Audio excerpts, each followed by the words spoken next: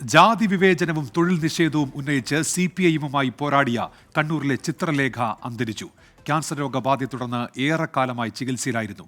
2 പതിറ്റാണ്ട് നീണ്ട പോരാട്ടവും പ്രതിരോധവും അവസാനിപ്പിച്ചാണ് ചിത്രലേഖ വിടവാങ്ങിയത്.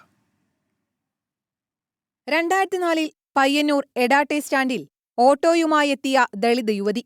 CIT-യുമായി തർക്കമുണ്ടായതോടെ തൊഴിൽ വിലക്ക്. വിലക്കിനെതിരായ ചിത്രലേഖയുടെ പരാതിയിൽ കാര്യമായ നടപടി ഉണ്ടായില്ല.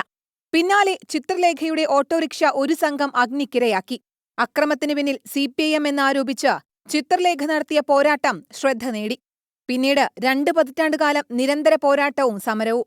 പലതവണ ചിത്രലേഖയ്ക്കും ഓട്ടോറിക്ഷയ്ക്കും നേരെ അക്രമമുണ്ടായി.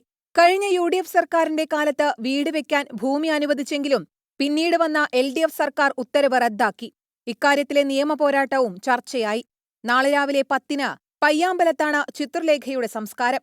സമരവഴികളിൽ നിരന്തരം തിരിച്ചടി നേരിട്ടെങ്കിലും തോൽവി വഴങ്ങാത്ത സമരവീര്യം ബാക്കിയാക്കിയാണ് ചിത്രലേഖയുടെ മടക്കം. 24 കണ്ണൂർ.